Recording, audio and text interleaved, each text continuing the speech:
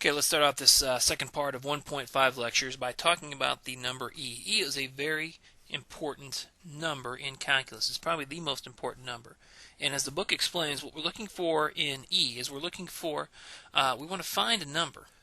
Or more precisely, we want to find a base, a, so that the function f of x equals a to the x, this is an exponential function, has a tangent line with a slope that's equal to exactly 1 when x is equal to 0. Graphically, what that means, we're looking for is something like this: a function a to the x whose graph will be an increasing function, so a is going to have to be bigger than 1, and we want then the line tangent. Now the tangent line we'll talk about more in depth as we go along here, but it's going to be the line that touches the graph at just one point, and that point we wanted to touch it at is where x is equal to 0. We want the slope of this line to be exactly 1. The slope of the line that touches the graph right at x equals 0. Okay, so all we know right now is that a has to be bigger than 1. Well, if we look and try playing around with a couple of values of a, here we have a graph where f of x is equal to 2 to the x. So here's an a value that's bigger than 1. Now, what is the slope of the line that's tangent to the graph at this point? Well, we can see the line's tangent by clicking on that tangents box there. This dark blue line has a slope given here by m1. It's 0.693. It's less than 1. Okay, so that's not going to work. We need to have a steeper slope than that. Well, let's bring in f2 here, and let's bring that up to, as they do in the book, let our a value be 3. See if we can get it on 3 exactly here. Okay, so here we have f of x equals 3 to the x. Now, what is the tangent line? The slope of the tangent line, well, it's this orange line, if you can see it. A lot of stuff going on here. It has a slope that's a little bit bigger than 1. So when a was equal to 2, the slope of the tangent line was less than 1. When a was equal to 3, the slope of the tangent line was bigger than 1. So that tells us we're probably going to want an a value between 2 and 3. Let's bring in f3, and let's just watch this m3 here. And I'm going to move the slider until this gets to be about 1. If we can get this to come out to be 1, then the base of our function is going to be the value that we're looking for. Alright, so let's move this. We had 0.6, 0.7, 0.8. We're between 2 and 3 here, which is where we think it's going to have to be. 0.9, oh, a little too far. It looks like closest I can get with this application is right there at 1.001. See if I can get it back on there. There we go. Oh, man, hang on. Okay, there we go. M3 is at 1.001. Now, it's very tough to see. M3 is the graph in green. Let us take off F2 at least. And the line tangent is this green line right here. It has a slope very close to 1, which means the value we're looking for is actually very close to 2.72. In fact, the value we're looking for, if we're more precise and able to be more precise and get that line tangent to come out to have a slope exactly 1, we would see that this value, which we're going to call, this value which we're going to call e, is actually equal to 2.718281, and so on and so on. This is an irrational number, meaning there's no fractional representation of this number and there's no repeating decimal representation of this number. So e is irrational.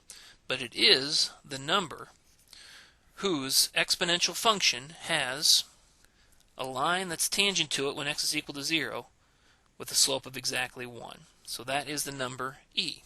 And obviously when you find a number like that, you find a number whose slope of the line tangent is exactly 1, obviously that's very exciting.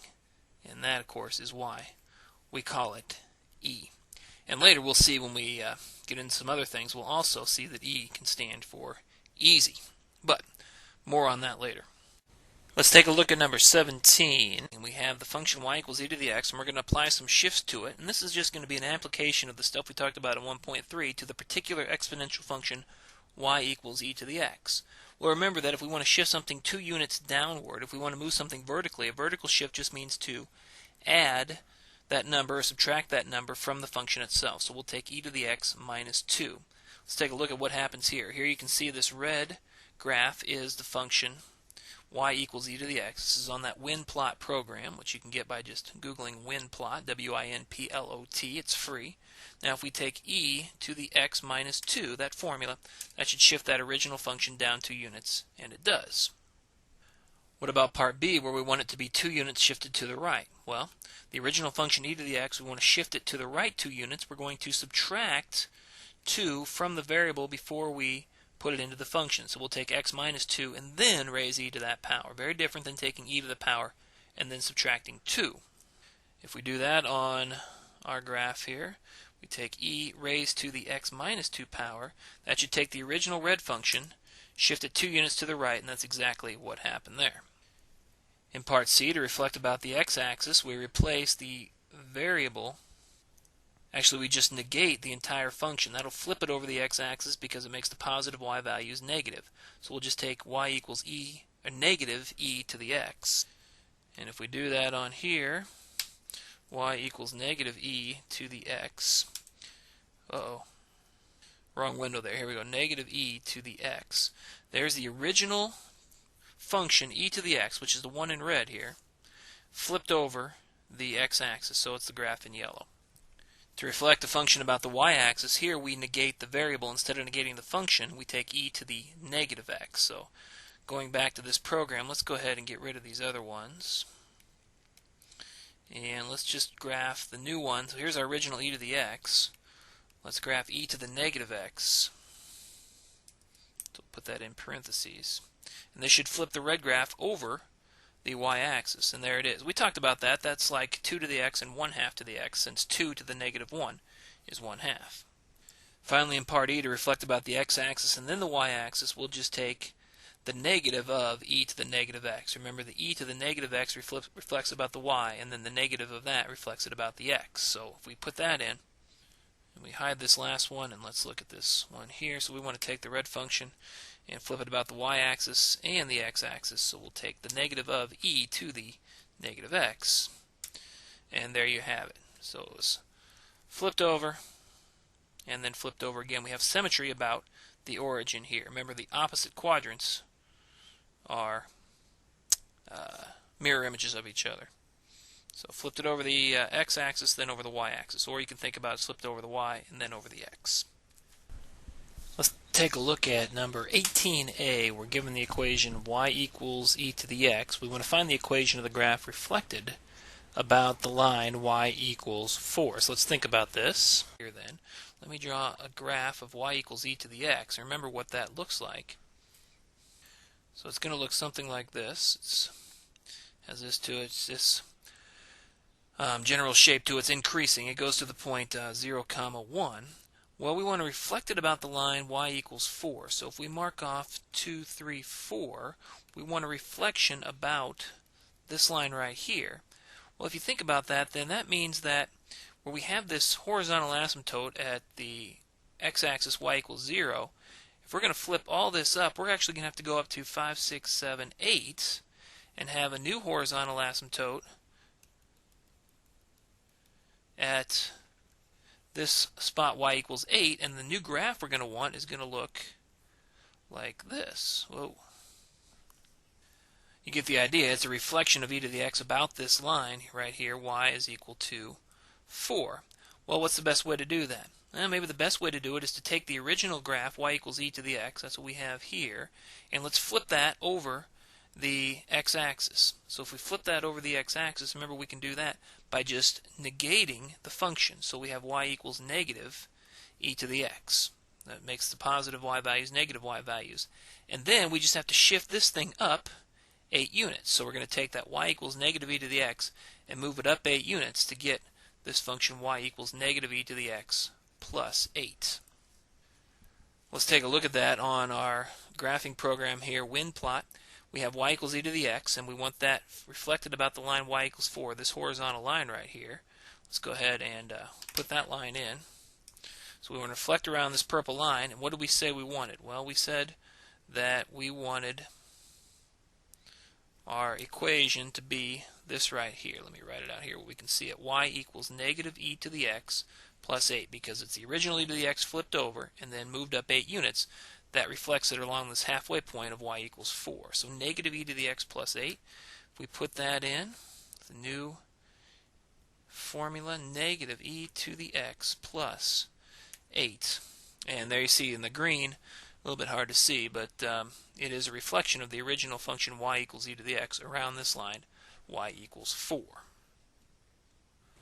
Let's take a look at number 21. Next, we have a graph that's given to us. It's an exponential function that's increasing. That means our a value is going to be bigger than 1. Our base is going to be bigger than 1. It goes through 2 points that we know for sure, 1, 6 and 3, 24. From those 2 points and the fact that it's an exponentially increasing function, we want to be able to find c and a in the formula for this exponential function. So what does this tell us? Let's start with point 16. This tells us that f of 1, which is equal to c times a to the first power, is equal to 6. So when we put 1 in for x, we get 6 out of our function. In other words, c times a is equal to 6. We also know that f of 3, which is equal to c times a to the third, is equal to 24. So ca cubed is equal to 24 from the fact that 3, 24 is a point on our graph. Well, this tells me here that, let's see, if we solve this for c, c is equal to 6 over a. If we solve the second equation for c, we get c is equal to 24 over a cubed. Since both of these are equal to c, they must be equal to each other. And so we can set 6 over a equal to 24 over a cubed. Cross multiplying here, we get that 6a cubed is equal to 24a. Now we know a is not equal to 0, so that means we can divide by a from both sides. I can also divide by 6 on both sides. That leaves me with an a squared on the left, and 24 over 6 is just 4. The a's divide to 1 on the right. A squared is 4. Algebraically, that says a could be plus or minus 2, but since we know that a has to be positive and bigger than 1, we know that a has to be equal to 2. A is equal to 2. That tells us then that c, which is equal to 6 over a, is equal to 6 over 2. So c is equal to 3. So the graph of this function, or this function actually, has the formula f of x equals c, which is 3, times a, which is 2, to the x. And you can check then that f of 1 is going to be 6. 3 times 2. Let's see here. F of 1 is 3 times 2 to the first, which is 3 times 2, or 6. And you can see that f of 3 is 3 times 2 cubed. 2 cubed is 8. 3 times 8 is 24. So this is the formula. Finally, let's take a look at number 30. We have a initial value of 500. We have 500 bacteria initially, and we're told that that amount of bacteria doubles every 1/2 of an hour, every 0.5 of an hour.